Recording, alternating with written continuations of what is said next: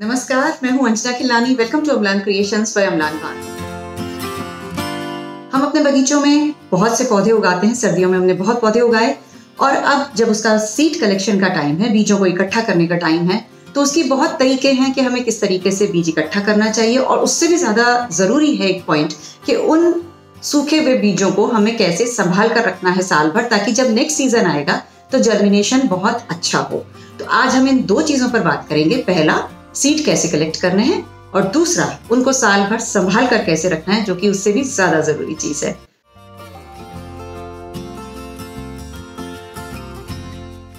तो सबसे पहले हम देखते हैं कि सीड कैसे कलेक्ट करने हैं। देखिए, ये एक फ्लॉक्स का पौधा है जो कि नीचे जमीन में लगा हुआ है, तो उसमें धूप कम आने से अभी भी फ्लावरिंग हो रही है। लेकिन जो बीज कच्चे हैं उन्हें हमें नहीं लेना है, जो हरे हैं वो नहीं लेना है। जो देखिए, इसमें कुछ पक गए हैं। मैं आपको दूसरा पौधा दिखाती हूँ जो मेरी छत पे पड़ा हुआ है। तो उसमें ज्यादा धूप आने से ये पौधे जल्दी सूख गए और इसमें बीज जो है वो जल्दी बन गया। ऐसे पौधे जिनमें बीज बन चुका है, उसमें हमें सबसे पहले तो पानी देना बंद कर देना है। 10-15 दिन पानी मत दीजिए उसमें, ताकि बीज और अच्छे से सूख जाए, उसका मॉइस्चर कम होता जाए। और जब 10-15 दिन बाद इस तरीके का सूखा पौधा हो जाता है, तब आप इसके बीज कलेक्ट कीजिए। ये देखिए, मैंने आपको पालक का पौधा दिखाया था, तब ये हरे थे बीज जब हमने गार्डन टूर किया था। अब ये सूख चुके हैं, तो इस तरीके से मैं ये पालक के बीज कलेक्ट कर लूंगी। ये देखिए, इस तरीके से मैंने कुछ ये सीड्स कलेक्ट कर लिए हैं और इनको 10-15 दिन से ऐसे कटोरियों में अलग अलग रख रखा है, ताकि ये जितना भी इनमें रिटेनिंग मॉइस्चर है, कुछ और भी गीलापन है, मॉइस्चर है, वो सब सूख जाए। अब ये मैं एक एक करके आपको सारे बीज बताती हूँ। ये जाफरी का बीज है। जाफरी का जैसे पौधा सूखा, हमने इस तरीके से इसका पूरा ही ये ले लिया। और ये देखिए, इसके अंदर ये इतने सारे ये सब सीड्स होते हैं। तो अभी इनको सेपरेट करने की ज़रूरत नहीं है, इसी तरीके से ये पड़े रहेंगे। हम इनको इकट्ठा करेंगे। ये कैलेंडुला का बीज है। पीले रंग का फूल होता है कैलेंडुला, सर्दियों का फूल है। ये पालक का बीज है।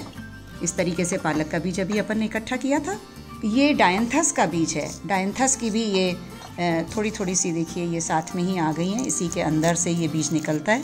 तो चाहे तो आप इसको अलग कीजिए, वरना ऐसे भी पड़ा रहेगा तो कोई दिक्कत नहीं है। ये पॉपी है।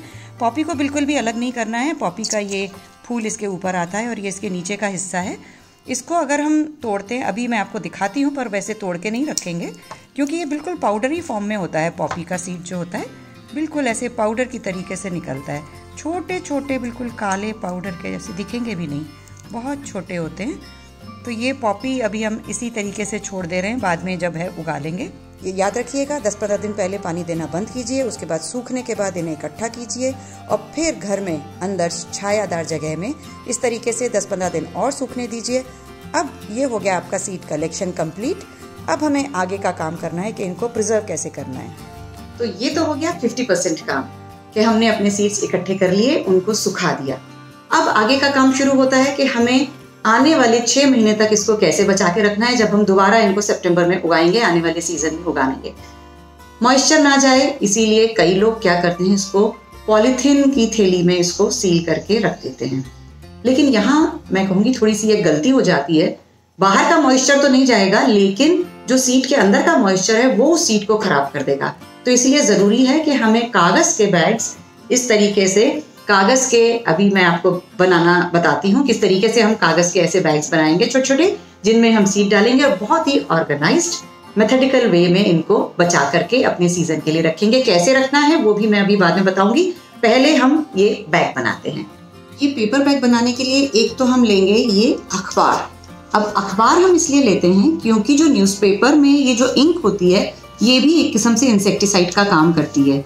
तो जब हम इसका बैग बनाएंगे तो इंसेक्ट इसकी स्मेल से कुछ हद तक दूर रह जाते हैं। ये जो फुल शीट होती है, इसका हमें ये 1/4 टुकड़ा लेना है। ये 1/4 टुकड़ा लिया और इस 1/4 को मैंने डबल किया। डबल करने से हमारे जो पाउच है उसमें थोड़ी स्ट्रेंथ भी आ जाएगी। और ये जो डबल टुकड़ा हो गया, इसमें अब मैं कुछ इस शेप में काटूंगी। अब ये देखिए, ये बिल्कुल इसी में से निकला है। और इसके डायमेंशंस आप देखिए, इस तरीके से ये आप 5 इंच स्केल से नाप के ले लीजिए और ये आपका करीब 6 इंच आ जाएगा। जब हम इसको डबल करेंगे, अपने आप आपका यही मेजरमेंट आएगा, 5 इंच बाय 6 इंचेस आएगा। अब आप इसको फोल्ड करेंगे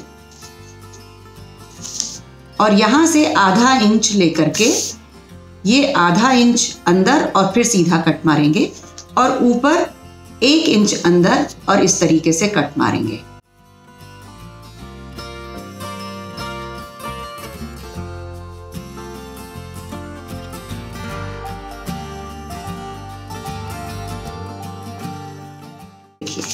ये चीज आ गई। अब बहुत इजी है। अब इसको काटने के बाद जो हमें करना है वो सिंपली आप इसको इधर से और इसको इधर से फोल्ड कीजिए, दबा के नीचे से भी ऊपर फोल्ड करके आ जाइए और एक फेवी स्टिक लेकर के इन सब जॉइंट्स को चिपका दीजिए।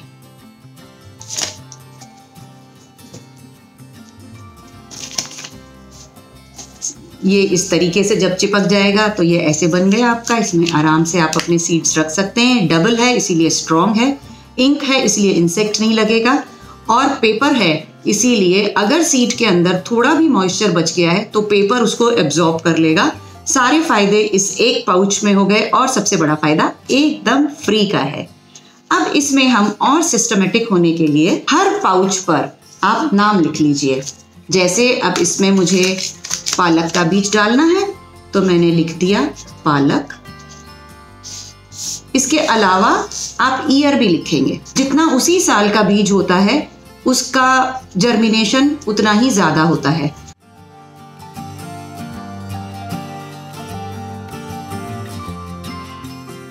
अब मेरे सारे सीड्स भर गए। अब जरूरी है कि मैं इसको फ्लैप को जो है वो सील कर दूं। तो इस फ्लैप को सील करने के लिए आप जस्ट इसको मोड़ के और यहाँ पर सेलो टेप लगा दीजिए।